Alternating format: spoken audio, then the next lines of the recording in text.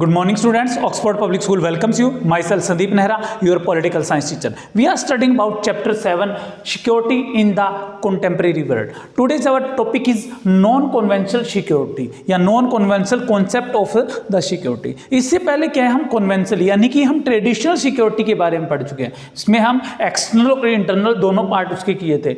लेकिन एक दूसरा पार्ट है जिसको हम क्या बोलते हैं, नॉन कॉन्सल या नॉन ट्रेडिशनल भी हम कह सकते हैं, जिसको अपारंपरिक, जिसको हिंदी के अंदर अगर बात करें. क्योंकि अगर हम बात करें ह्यूमन बीइंग की, तो वो सिर्फ क्या है, किसी दूसरे के अटैक से या ये कह सकते हैं कि अपने कंट्री में आपस में सिविल वॉर जैसी सिचुएशन से ही नहीं क्या है उसको खतरा है. अगर वो आज बाहर निकलता है तो हर एक कंट्री में बहुत सारी प्रॉब्लम है जो उसकी फ्रीडम के लिए डेंजर पैदा करती है, तो उसको सुरक्षा को पैदा करती है. एग्जाम्पल के लिए पॉवर्टी है, एजुकेशन की कमी है, ह्यूमन राइट्स की कमी है, कहीं पर ग्लोबल वार्मिंग जैसी सिचुएशन है, कहीं पर क्या है बाढ़ आ जाती है, कहीं पर नेचुरल डिजास्टर है. वो उन सबसे भी तो क्या है उसको प्रोटेक्शन चाहिए, उन सबसे भी उनको क्या चाहिए, सिक्योरिटी चाहिए. तो वो सारा का सारा क्या कहलाता है, नॉन ट्रेडिशनल कहलाता है. नॉन ट्रेडिशनल को दो पार्ट में डिवाइड कर दिया गया है, एक है ह्यूमन सिक्योरिटी और एक है ग्लोबल सिक्योरिटी. सबसे पहले तो सिक्योरिटी में क्वेश्चन उठता है कि सिक्योरिटी किसकी की जाए, किसके द्वारा की जाए, किन चीज़ों से की जाए. क्योंकि अगर हम आज के टाइम में देखें तो एक इंसान को यानी कि ह्यूमन बीइंग को अपने घर से जब वो बाहर निकलता है तो वहीं से क्या है, अनसिक्योर होना शुरू हो जाता है.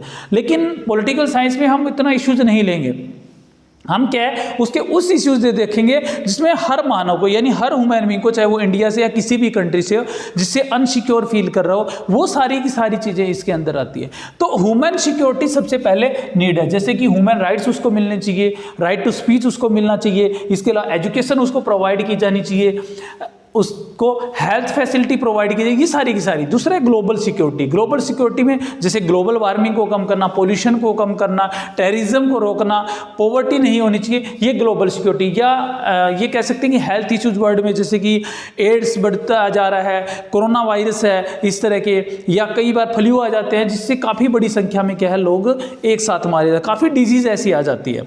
जैसे मैं एक एग्जाम्पल देता हूँ कि लास्ट के 100 ईयर में इतने लोगों कि किसी कंट्री के द्वारा अटैक करने से मौतें नहीं हुई, यानी उनकी डेथ नहीं हुई, जितने लोग 90 से लेकर के 2000 या कोई भी 10 ईयर उठा लीजिए, या कोई भी आप 10 साल उठा लीजिए, उसके अंदर किसी ना किसी डिजीज से उसे ज़्यादा मारे जाते हैं. तो ये भी एक ग्लोबल सिक्योरिटी. पॉपुलेशन बढ़ती जा रही है, वो भी एक ग्लोबल सिक्योरिटी की प्रॉब्लम है. क्यों? क्योंकि देखिए आने वाले टाइम में 8 मिलियन के आसपास क्या हो जाएगी पॉपुलेशन, बिलियन के आसपास पॉपुलेशन हो जाएगी. तो उस सिचुएशन के अंदर पूरा वर्ल्ड जैसे डिवाइडेड हो चुका है, तो हमारा जो नॉर्थन पार्ट है उसके अंदर जो ज़्यादातर कंट्री है, मैक्सिमम कंट्री के में जो पॉपुलेशन बढ़ रही है, वहाँ पर क्या हो जाएगी और दिक्कतें आएंगी, पॉवर्टी वहाँ पर बढ़ेगी. तो इन सब चीज़ों के लिए क्या है, ये इश्यूज पैदा करते हैं. तो ये सारा का सारा क्या कहलाते हैं, ट्रेडिशनल सिक्योरिटी कहलाते हैं. तो इसके न्यू सोर्स ऑफ थ्रेट आपकी बुक में दिए गए हैं. अगला जो टॉपिक इसी के साथ डाला गया है, ये इसी का पार्ट है कि जो डर है उसके लिए वर्ड के अंदर जो को हम नॉन ट्रेडिशनल के अंदर शामिल करेंगे वो कौन कौन से हैं. तो वैसे कहा नहीं जा सकता कि ये 5 या 6 ही है. ये मेन जो 5 या 6 के है उठाए गए हैं आपकी बुक में, एनसीईआरटी में एक पहरा दे रखा है, उसमें से मेन यही क्या है निकल करके आते हैं. इनके अलावा काफ़ी अदर्स भी हो सकते हैं जिनके बारे में बताया. सबसे पहले क्या है, इंटरनेशनल टेररिज्म. इंटरनेशनल टेररिज्म क्या है, आज क्या है ग्लोबल सिक्योरिटी के लिए एक, या नॉन ट्रेडिशनल सिक्योरिटी के लिए एक सबसे बड़ा डर बना हुआ है. आज आप देखते हो कि लोग क्या है पॉलिटिकल अपने करियर को बनाने के लिए, पॉलिटिकल बेनिफिट के लिए क्या करवा देते हैं, वॉयलेंस करवा देते हैं, रिलीजियस के नाम पे दंगे हो जाते हैं, कोई टेररिज्म एक्टिविटी करवा देते हैं, जिसके कारण उनका पॉलिटिकल बेनिफिट हो जाता है. भारत भी इसमें अचूक नहीं है, भारत में सारी चीज़ें देखने को मिलती हैं. पार्लियामेंट के ऊपर अटैक हुआ था, जम्मू कश्मीर में आए दिन अटैक होते हैं, बाउंड्रीज को लेकर के होते हैं, या पॉलिटिकल के कारण क्या है रिलीजियस को लेकर के आपस में कई दंगे होते हैं, जैसे कि गोधरा कांड हुआ था या बाबरी मस्जिद का हुआ था. ये सारे के सारे इश्यूज क्या है पॉलिटिकल वैल्यूज एक तरह से इंटरनेशनल टेररिज्म को भी बढ़ावा देते हैं. श्रीलंका के अंदर लिट्टे है, इंडिया के अंदर क्या है नक्सलवादी है. तो ये सारे कोई मतलब ये कह सकते हैं कि पूरे वर्ल्ड के लिए एक तरह से क्या है उसकी सिक्योरिटी को अनसिक्योर कर रहे हैं। प्लेन्स को हाईजैक किया जा रहा है, जिस तरह से 2001 के अंदर अमेरिका में 4 प्लेन्स को क्या कर दिया गया था, मतलब वहाँ की वर्ल्ड ट्रेड सेंटर के ऊपर अटैक कर दिया गया था। इसी तरह बम्बिंग की जाती है काफ़ी जगह, रेलवे स्टेशन के ऊपर जहाँ पीपल्स की गैदरिंग ज़्यादा होती है वहाँ पर बम्बिंग की जाती है। तो इस तरह से ये काफ़ी ऐसे इश्यूज आते हैं जिससे इंटरनेशनल टेररिज्म बढ़ता जा रहा है। और हम ये कहेंगे कि सिर्फ 1990 से लेकर के 2000 के बीच में टेररिज्म की एक्टिविटी काफ़ी ज़्यादा बढ़ी है। तो उन इश्यूज के अंदर हम कह सकते हैं कि काफ़ी लोग को नुकसान हो रहा। अब ये इंटरनेशनल टेररिज्म जब बढ़ता है तो इसका नुकसान किसको होता है? कॉमन पीपल को होता है, ह्यूमन बीइंग को होता है। तो एक ग्लोबल सिक्योरिटी के साथ साथ में ह्यूमन सिक्योरिटी के ऊपर भी क्या है, एक क्वेश्चन मार्क है। सेकेंड है ह्यूमन राइट्स। आज क्या है, ह्यूमन राइट्स की डिमांड उठाई जा रही है। बार बार आप सुनते भी हो कि हमें ये अधिकार मिलना चाहिए। हमें ज़्यादातर अपने आप को डेमोक्रेटिक कंट्री बोलते हैं। तो डेमोक्रेटिक कंट्री किससे पता चलता है कि उन्होंने अपने ह्यूमन बीइंग को या उनके सिटीजन हैं उनको कौन कौन से राइट प्रोवाइड किए गए हैं। तो ये ह्यूमन राइट्स क्या है वहाँ पर जो प्रोवाइड होते हैं उसी से डेमोक्रेटिक सिस्टम की बात होती है। अगर मैं बात करूँ सिर्फ और सिर्फ डेमोक्रेटिक कंट्री की, तो उनमें से 60% डेमोक्रेटिक कंट्री आज भी ऐसे हैं जो कंप्लीटली ह्यूमन राइट्स प्रोवाइड नहीं कर पाते हैं। इसके अलावा जहाँ पर डेमोक्रेटिक है नहीं वहाँ पर तो ह्यूमन राइट्स वैसे भी नहीं है। तो ह्यूमन राइट्स को यहाँ पर 3 पार्ट में डिवाइड किया गया है। किस तरह से ये राइट का इश्यूज है, इस पॉइंट का नाम लिख सकते हो आप, इश्यूज ऑफ ह्यूमन राइट्स लिख लिया, इश्यूज ऑफ ह्यूमन राइट, क्योंकि ह्यूमन राइट का मतलब सिर्फ शॉर्ट हो जाता है, इश्यूज ऑफ ह्यूमन राइट। तो पॉलिटिकल इशू, सबसे पहले उनको क्या होनी चाहिए, कोई भी फॉर्मेशन, कोई भी पार्टी बनाने का राइट होना चाहिए, अपने वोट का राइट होना चाहिए, स्पीच देने का राइट होना चाहिए। दूसरा सोशल और इकोनॉमिकली वो क्या होनी चाहिए, इक्वल होने चाहिए। सोसाइटी के अंदर उनको क्या कुछ मतलब उनके साथ डिस्क्रिमिनेशन न किया जाए। इकोनॉमिकली पुअर और रिच के अंदर ज़्यादा डिफरेंस नहीं होना चाहिए। आपकी बुक में एक पिक्चर दिखा रखी है, इस तरह से क्या है, बॉक्स में 2 पिक्चर दिखाई गई है। तो एक पिक्चर्स में सब क्या दिखाया गया है कि कहीं पर सिविल वार जैसी सिचुएशन हो जाती है, उनके बच्चे गुम हो जाते हैं, तो महिलाएं क्या है, वुमेन्स वगैरह उन बच्चों को ढूंढ रही है। दूसरे के अंदर क्या पॉवर्टी के कारण लोग मर रहे हैं। तो दोनों ही सिचुएशन के अंदर वो लोग क्या है, अनसिक्योर हैं। उन दोनों को ही क्या चाहिए, सिक्योरिटी चाहिए, चाहे वहां पर सिविल वार जैसी सिचुएशन हो या वहां पर पॉवर्टी हो, दोनों ही अनसिक्योर है। तो इसलिए क्या है, सोशली और इकोनॉमिकली भी वो क्या होनी चाहिए, इक्वल होनी चाहिए। नेक्स्ट है राइट फॉर मिनोरिटी। अगर वहां पर मिनोरिटी है, किसी को लेकर भी कास्ट को लेकर कोई, रिलीजियस को लेकर के हो, कैसे भी मिनोरिटीज हो, उनको राइट्स कैसे दिए जा रहे हैं, ये भी क्या है, एक तरह के ह्यूमन राइट्स के अंदर आता है। अगर ये सारी चीजें प्रोवाइड की जा रही है, इक्वलिटी इनके अंदर दी जा रही है, तो ही वहां पर ह्यूमन राइट्स है, नहीं तो वहां पर ह्यूमन राइट्स को इंप्लीमेंट नहीं किया गया। 1946 में पहली बार यूएनओ के द्वारा, 1946 में यूएनओ के द्वारा पहली बार क्या है, ह्यूमन राइट्स का चार्टर तैयार किया गया था। और उस चार्टर के तहत ये कहा गया था कि इसके मेंबर जितने भी हैं वो कम से कम इनमें से 10 या 11 क्या है, ह्यूमन राइट्स तो प्रोवाइड करेंगे ही करेंगे। उसमें 100 से भी ज़्यादा इश्यूज लिखे गए हैं, जैसे कि स्पीच देने का राइट है, प्रिंटिंग प्रेस में प्रेस करना है, क्रिटिसाइज करने का है, इस तरह के एक्स्ट्रा राइट टू फ्रीडम है, राइट टू इक्वलिटी है, ये सारे के सारे राइट्स उसके अंदर कहे गए हैं। तो इस तरह से कह सकते हैं कि आज के टाइम में ह्यूमन राइट भी क्या है, ह्यूमन सिक्योरिटी के लिए एक इश्यूज बना हुआ है जो काफ़ी कंट्री के अंदर नहीं दिया गया है। नेक्स्ट है ग्लोबल पॉवर्टी, यानी विश्व के अंदर गरीबी लगातार बढ़ती जा रही है। अब हमारा वर्ल्ड क्या है, पूरा जो वर्ल्ड है इस तरह से 2 पार्ट्स में डिवाइड है, नॉर्थ एंड साउथ, उत्तरी और दक्षिणी गोलार्ध आप जिसको बोलते हो, आपको पता है जियोग्राफी के अंदर आपने 9th-10th में पढ़ा होगा। उसमें से जो क्या है साउथ का पार्ट है, उसके अंदर जो कंट्री रहती है वहाँ पर पॉपुलेशन भी ज़्यादा है, और वहाँ पर क्या है, ये कह सकते हैं कि पॉपुलेशन जैसे जैसे बढ़ी उन्होंने अपने आप को डेवलप वो नहीं कर पाए, जिसके कारण वहाँ पर लगातार गरीबी बढ़ती जा रही है। तो कह सकते हैं कि वर्ल्ड के 50% पॉपुलेशन क्या है, इन 6 कंट्री के पास है। नाम ले सकते हो, चाइना है, इंडिया, पाकिस्तान है, नाइजीरिया है, इंडोनेशिया, ये कंट्री ऐसे हैं, बांग्लादेश है, ये कंट्री क्या है, ऐसे 6 कंट्री है जहाँ पर 50% पॉपुलेशन है पूरे वर्ल्ड की। लेकिन यहाँ पर क्या नहीं है, यहाँ पर उनके अकॉर्डिंग फैसिलिटी नहीं है, उनके अकॉर्डिंग उनका डेवलपमेंट नहीं हुआ, जिसके कारण वो क्या करेंगे, वहाँ के लोग छोड़ करके दूसरी जगह जाएंगे। तो जब क्या है, लोग अपनी मर्जी से जाते हैं तो वो माइग्रेट हो रहे हैं, लेकिन अगर वो बिना मर्जी से किसी पॉलिटिकल रीजन के कारण, किसी डिजास्टर के कारण जाते हैं, तो वो दूसरे कंट्री के अंदर रिफ्यूजीज बन के रह जाते हैं, जिनको वहाँ पर ना तो किसी तरह का राइट मिल पाता है और ना ही क्या है, किसी तरह की फैसिलिटी मिल जाती है। तो ग्लोबल पॉवर्टी भी क्या है, ग्लोबल सिक्योरिटी और क्या है, ह्यूमन राइट्स के ऊपर एक क्वेश्चन मार्क है। यानी जब तक वर्ल्ड के अंदर ये पॉवर्टी रहेगी तब तक क्या है, ह्यूमन बीइंग सिक्योर नहीं हो सकती। और अगर मेनली बात करें डेवलपिंग कंट्री को छोड़ करके बात करें तो ज़्यादातर कंट्री के अंदर क्या है, वुमेन सिक्योरिटी नहीं है। नेक्स्ट है इश्यूज ऑफ माइग्रेशन, यानी माइग्रेट की जो प्रॉब्लम है वर्ल्ड के अंदर, वो भी वुमेन सिक्योरिटी के लिए एक तरह का थ्रेट पैदा करती है, एक तरह का डर पैदा करती है।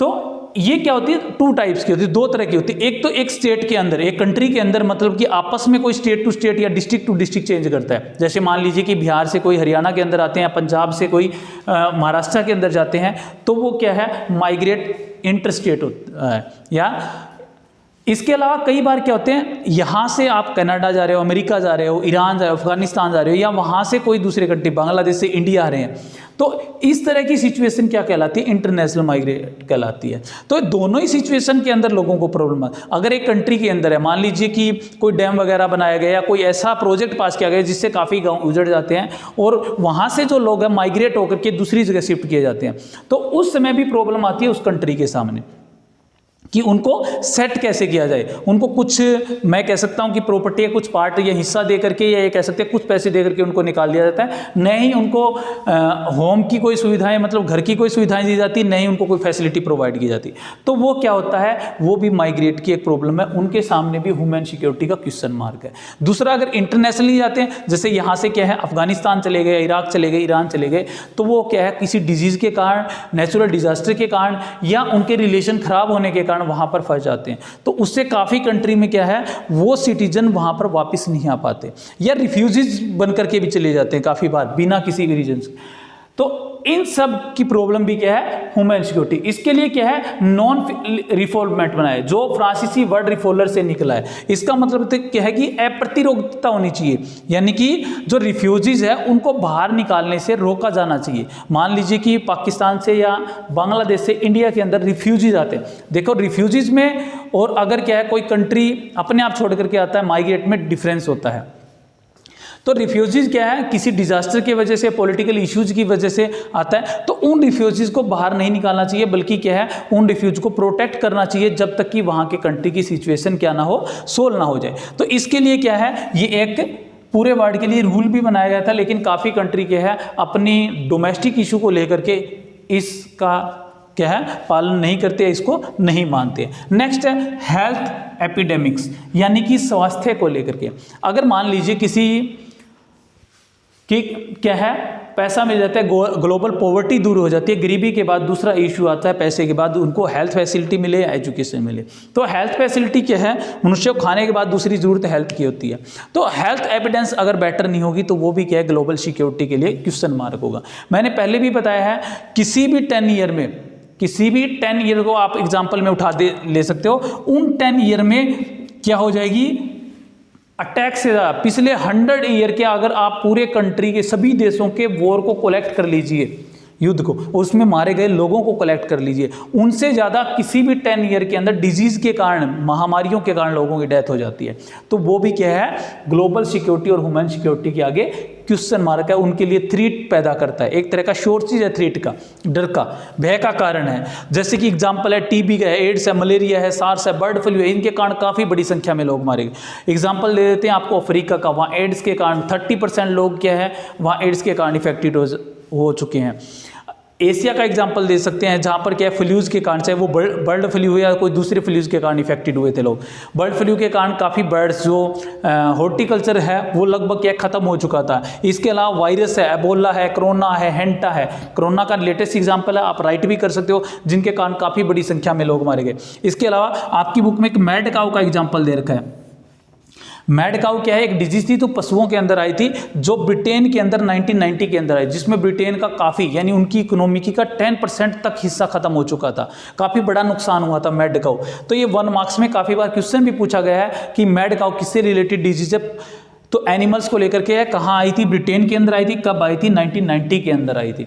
तो इसलिए कहने का मतलब है कि ये सारी डिजीज, जितनी भी डिजीज है, वो सारी की सारी डिजीज किसको इफेक्ट करती है, ह्यूमन बीइंग को इफेक्ट करती है, और वो ह्यूमन सिक्योरिटी के लिए और ग्लोबल सिक्योरिटी के लिए क्या है, एक तरह का क्वेश्चन मार्क है, वो भी थ्रेट पैदा कर रही है, वहां पर डर पैदा कर रही है। इसके अलावा आप क्या है, मेन तो आपके ये 5 हैं, वैसे मैक्सिमम पूछे जाते हैं। इसके अलावा आप लिख सकते हो एजुकेशन का है, ग्लोबल वार्मिंग का है, पॉपुलेशन का है, ये पोल्यूशन का है, ये सारे इश्यूज भी क्या हैं, ह्यूमन बीइंग के लिए, ह्यूमन सिक्योरिटी के ऊपर क्वेश्चन मार्क लगाते हैं।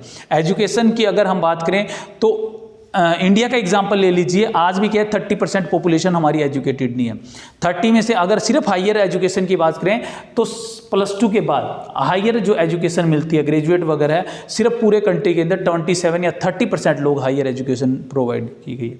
तो इस तरह से वर्ल्ड के, ये तो इंडिया की बात है जिसमें काफ़ी अच्छी कंडीशन है। कुछ कंट्री तो अफ्रीका की कंट्री है कॉन्टिनेंट के, या कुछ कंट्री जैसे पाकिस्तान, वहाँ पर तो ऐसा है कि 50% से कम पॉपुलेशन को भी एजुकेशन प्रोवाइड नहीं की गई। दूसरा, वो एजुकेशन कैसी प्रोवाइड की जा रही है, फ्री की जा रही है, कैसे की जा रही है, तो वो भी क्या है एक क्वेश्चन मार्क है। तो एजुकेशन भी क्या है, इन सब की नीड है, वो भी एक थ्रेट पैदा। इसके अलावा ग्लोबल वार्मिंग भी क्या है, आजकल एक क्वेश्चन बना हुआ है। ग्लोबल वार्मिंग के कारण, अगर ग्लोबल वार्मिंग के कारण जो वाटर का लेवल है सी का अगर बढ़ता है तो लक्षद्वीप जैसे कंट्री क्या है धीरे धीरे खत्म हो जाएंगे। श्रीलंका भी अपना 20% पार्ट तक क्या है आने वाले 20-30 सालों में खत्म कर देगा, अगर इसी तरह से ग्लोबल वार्मिंग बढ़ता रहा तो कहने का मतलब है कि ग्लोबल वार्मिंग के कारण जो लगातार टेम्परेचर के अंदर इंक्रीज बढ़ता जा रहा है, वो इंक्रीज होता जा रहा है, उसके कारण क्या है जो कि कोस्टल एरिया है, समुद्री तट वाले एरियाज हैं, वो लगातार कम होते चले गए। इंडिया का भी काफ़ी एरिया कम हो जाएगा जो बॉम्बे महाराष्ट्र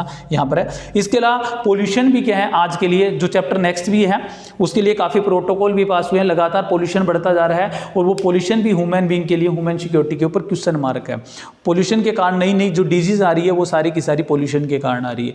तो ये सारे के सारे क्या हैं, न्यू सोर्स ऑफ थ्रेट है। इसके साथ ये चैप्टर के दोनों जो पार्ट हैं, ट्रेडिशनल सिक्योरिटी और नॉन ट्रेडिशनल सिक्योरिटी, दोनों कंप्लीट होते हैं। इसके बाद के हम कॉन्सेप्ट पढ़ेंगे कि किस तरह से इनको कम किया जाए या इंडिया के अंदर इनको लेकर के क्या किया गया है, वो लास्ट टॉपिक रहता है। Okay, thank you, have a nice day.